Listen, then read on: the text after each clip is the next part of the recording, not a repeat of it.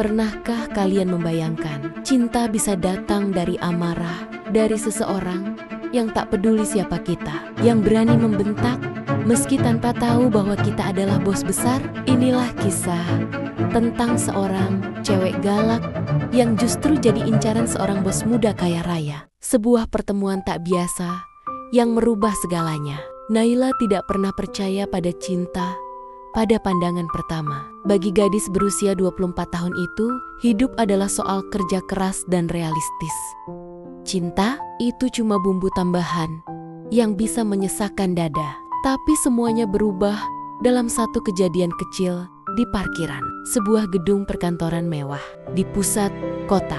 Hari itu panas terik. Naila yang baru pulang lembur berjalan tergesa menuju motornya. Tangannya penuh dengan berkas dan map. Keringat membasahi pelipisnya ketika tiba-tiba sebuah mobil sport hitam nyaris menabraknya. Rem mobil berdecit. Suara ban yang menjerit menyayat udara. Refleks, Naila melempar berkasnya dan marah besar. "Hei, buta ya? Mau bunuh orang?" bentaknya lantang sambil menggatu kinggeta kaca mobil. Wajahnya merah padam, matanya menyala penuh emosi. Kaca mobil perlahan turun.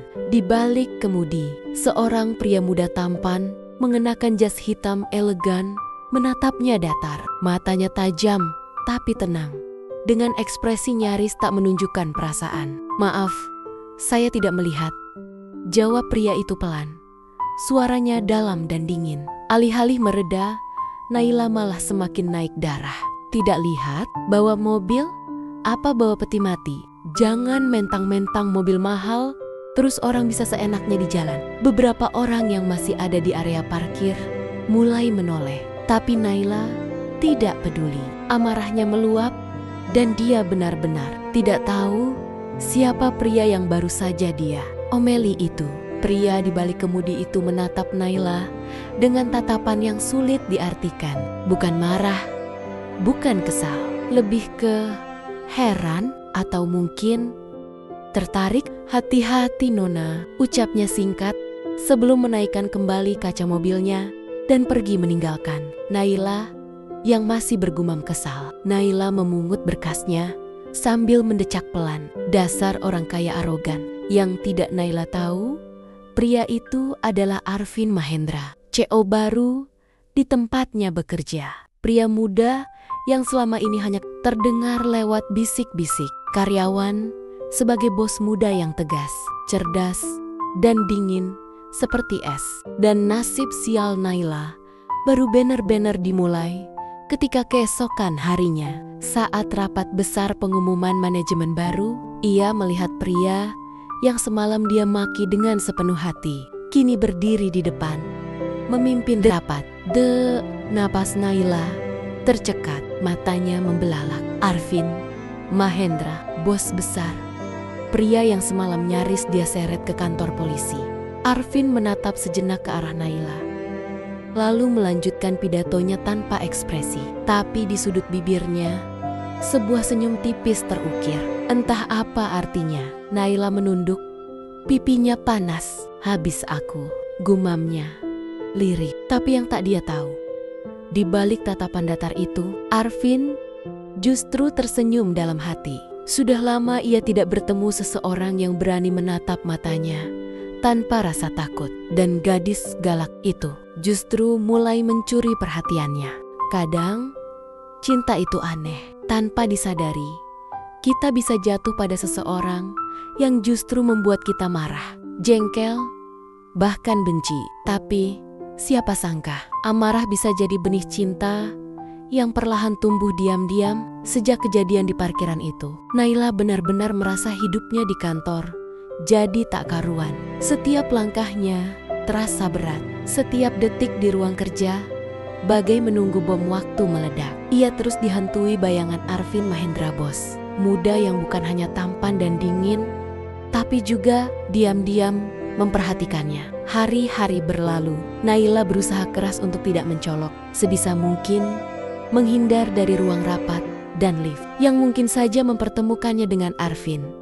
Namun sekeras apapun ia mencoba, takdir seolah terus mempermainkannya. Siang itu, Naila sedang sibuk memfotokopi berkas saat tiba-tiba sebuah suara berat terdengar di belakangnya. Sudah jam makan siang, kenapa belum istirahat? Naila mematung. Jantungnya seketika berdegup kencang. Ia menoleh perlahan dan menemukan Arvin berdiri dengan tangan di saku, menatapnya dengan ekspresi datar yang khas. Mata tajamnya menelusuri setiap gerak-gerik Naila, seolah mengupas habis lapisan demi lapisan kepribadiannya. "Ah, saya cuma selesaikan ini sebentar, Pak," jawab Naila gugup. Tangannya gemetar memegang kertas. Arvin tidak berkata apa-apa. Ia hanya melangkah mendekat. Matanya tak lepas dari wajah Naila. Hanya ada mereka berdua di ruang kecil itu. Suasana hening, namun mencekam. "Boleh saya bantu?" tanya Arvin tiba-tiba, membuat Naila nyaris tersedak udara. "Bantu? Gak usah, Pak. Saya bisa sendiri." Naila gelagapan. Matanya membelalak. Sejak kapan ada bos besar rela memfotokopi dokumen? Tapi Arvin hanya tersenyum tipis. Senyum yang sangat jarang terlihat. "Saya kira kamu cewek yang galak. Ternyata bisa juga gugup ya," katanya pelan. Nyaris seperti godaan halus. Naila merasa wajahnya memanas. Maaf, soal kejadian di parkiran kemarin, Pak. Saya bener-bener gak tahu." "Tidak apa-apa," potong Arvin lembut. "Saya justru terkesan.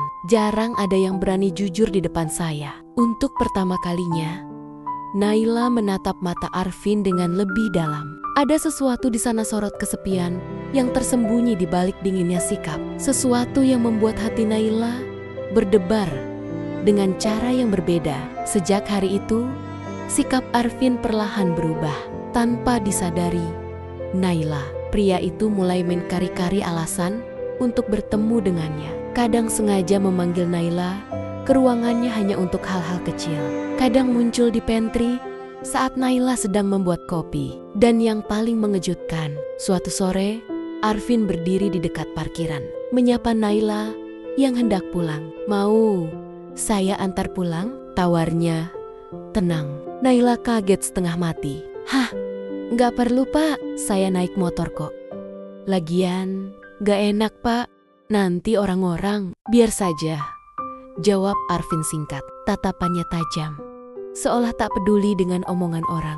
Naila menolak halus dan buru-buru pergi, meninggalkan Arvin yang hanya tersenyum samar di belakang. Tapi sejak itu hatinya jadi aneh. Kenapa setiap mendengar suara Arvin jantungnya berdebar? Kenapa senyum tipis itu selalu terbayang sebelum tidur? Ia tidak tahu. Yang pasti semuanya mulai berubah dan Arvin benar-benar mulai serius.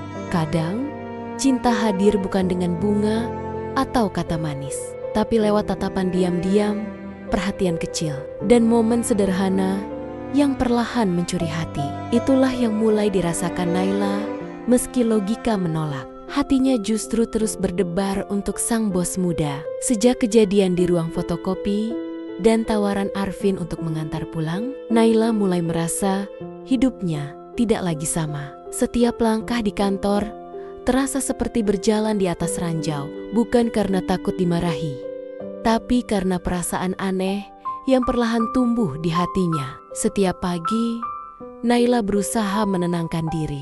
Ini cuma perasaan aneh sementara. Gak mungkin dia suka sama aku, gumamnya sambil bercermin sebelum berangkat kerja. Tapi semakin ia mencoba menolak, semakin kuat debaran di dadanya tiap kali berpapasan dengan Arvin. Dan Arvin, pria itu, semakin sulit ditebak, dingin dan serius di depan umum. Tapi diam-diam menunjukkan perhatian-perhatian kecil yang membuat Naila bingung. Seperti saat Naila terserang flu ringan di kantor. Tanpa diduga, ada segelas teh hangat di meja kerjanya. Tidak ada catatan, tidak ada ucapan. Tapi saat matanya bertemu dengan Arvin di kejauhan, pria itu hanya mengangguk kecil dengan senyum samar. Kenapa dia kayak gitu sih? Apa ini cuma perhatian biasa? Apa aku kegeran? Naila bergumam sendiri sambil menatap teh hangat itu. Hari-hari berlalu, tapi kedekatan mereka justru semakin tak terelakkan. Arvin mulai sering mencari alasan untuk memanggil Naila ke ruangannya. Mulai dari urusan data sederhana, sampai hal-hal sepele yang sebenarnya bisa ditangani orang lain. Tapi Naila mulai sadar, setiap kali ia masuk ruangan itu, detak jantungnya tak pernah normal. Suatu sore, saat semua pegawai mulai pulang, Arvin mendekati Naila yang masih sibuk di meja. Makan malam bareng, tanyanya santai, seolah ajakan itu hal biasa. Naila terkejut, matanya membesar. Maksudnya makan malam? Ada tempat enak dekat sini. Kamu belum makan kan? Suara Arvin tenang, tapi ada ketegasan di dalamnya. Naila gelagapan. Ini bukan lagi perhatian kecil.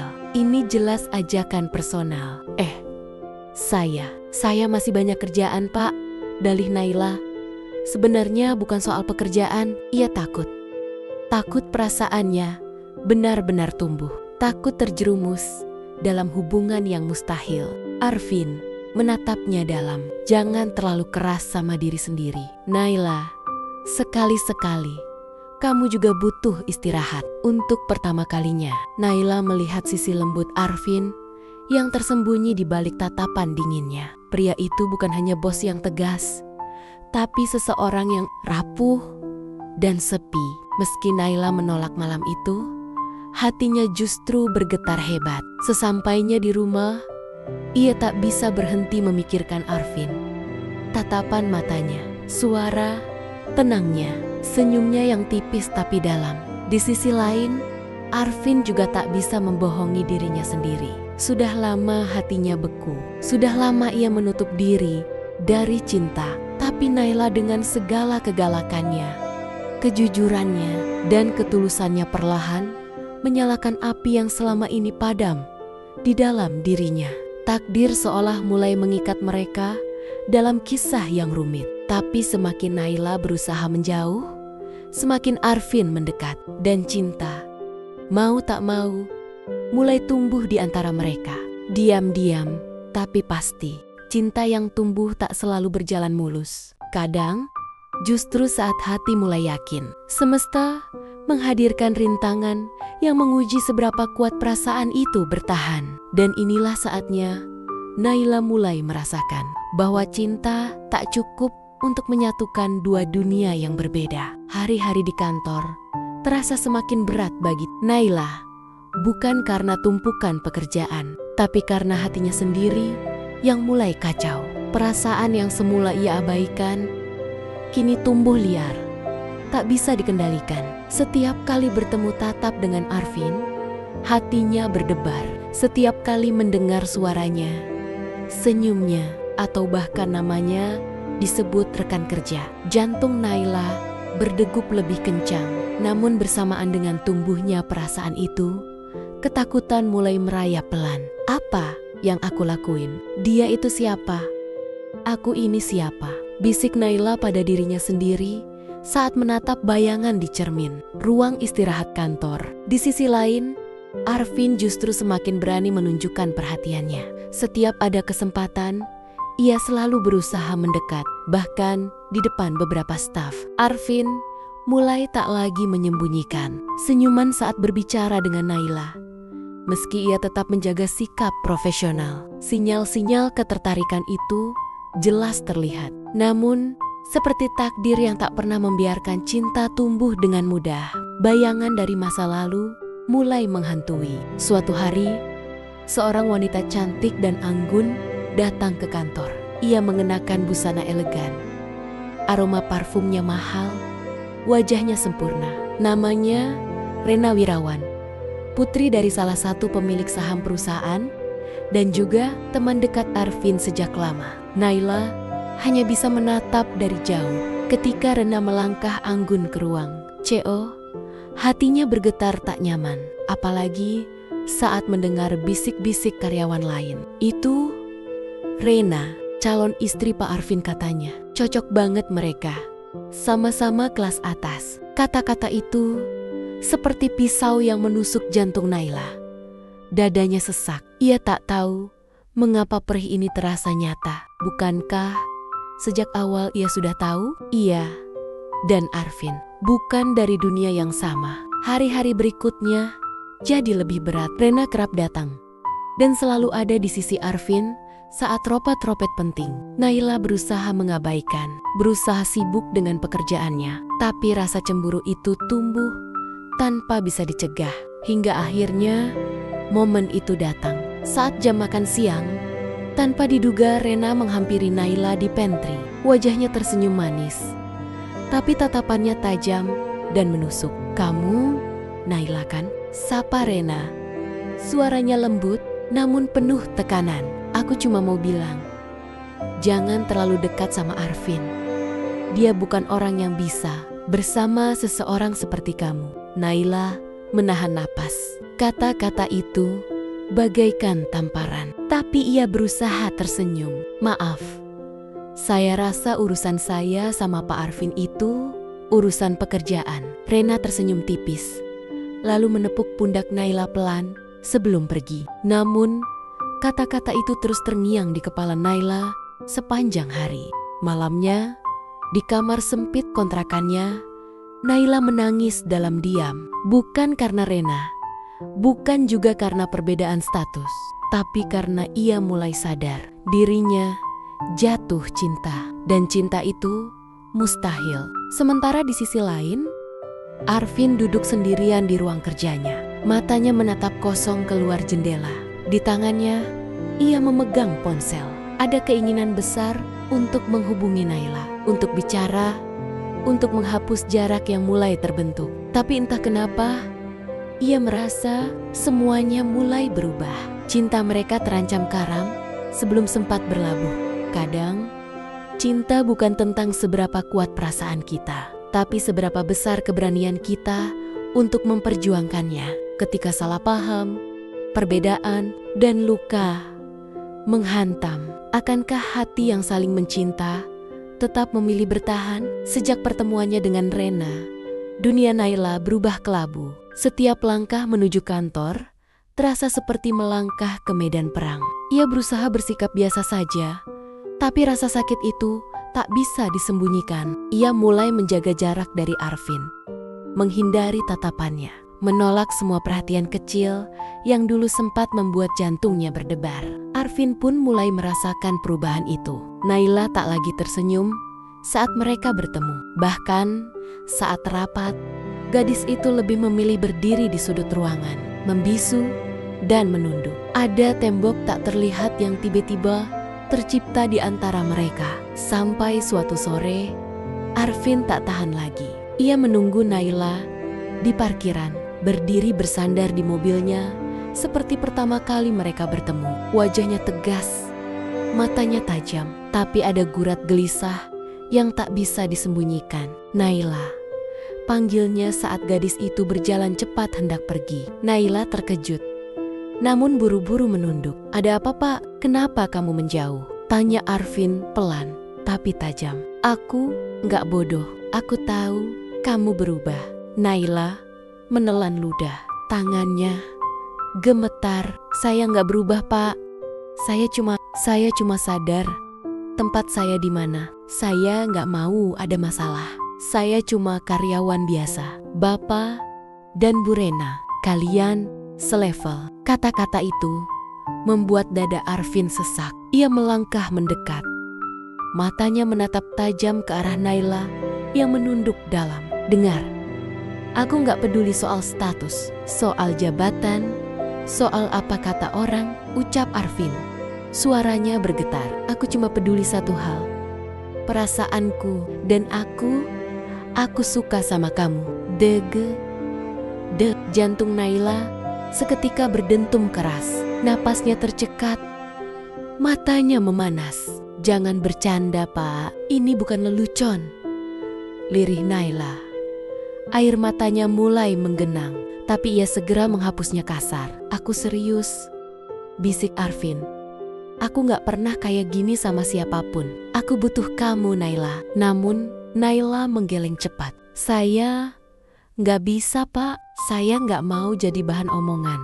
Saya nggak mau hancur di tengah jalan. Saya cuma cewek biasa. Dan saya nggak sanggup. Dengan langkah cepat, Naila meninggalkan Arvin yang terdiam di parkiran. Hatinya remuk. Malam itu, ia menangis sejadi-jadinya. Bukan karena tak suka, tapi karena terlalu menyukai pria yang tak seharusnya ia cintai. Sementara Arvin, pria itu duduk sendirian di ruang kerjanya yang megah tapi dingin. Tatapannya kosong menatap langit malam dari balik jendela kaca. Untuk pertama kalinya, ia merasa benar-benar takut kehilangan. Namun, di dalam hatinya, satu tekad menguat. Ia tak akan membiarkan Naila pergi semudah itu.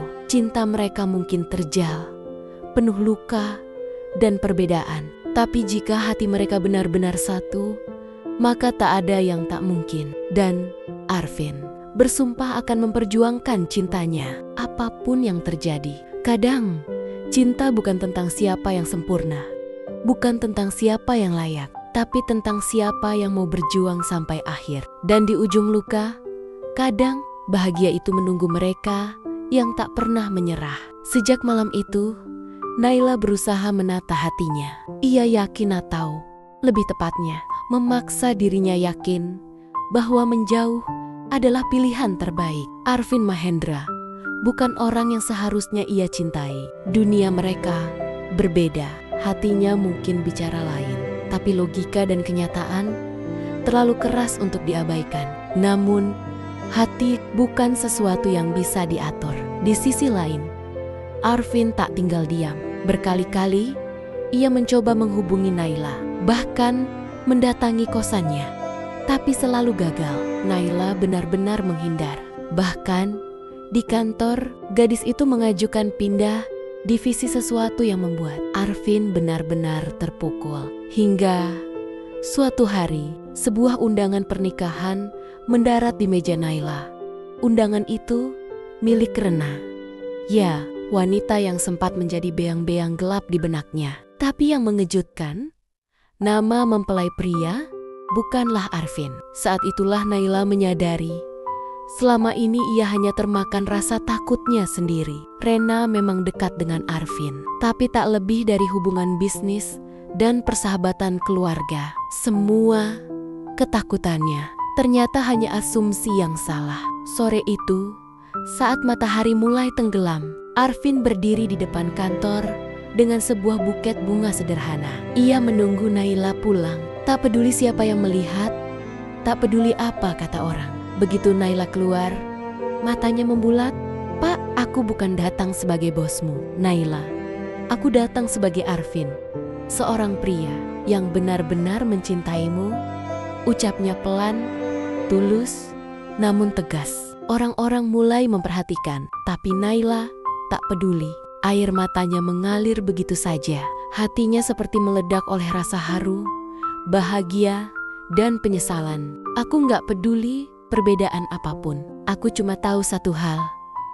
Aku nggak mau hidup tanpa kamu," lanjut Arvin, menatapnya dalam. "Kalau kamu masih sayang sama aku, ayo mulai semuanya dari awal." Naila menangis sambil menutup wajahnya. Hatinya berkecamuk, tapi saat tangan Arvin menggenggam jemarinya hangat, ia tahu ia tak ingin melepaskannya lagi.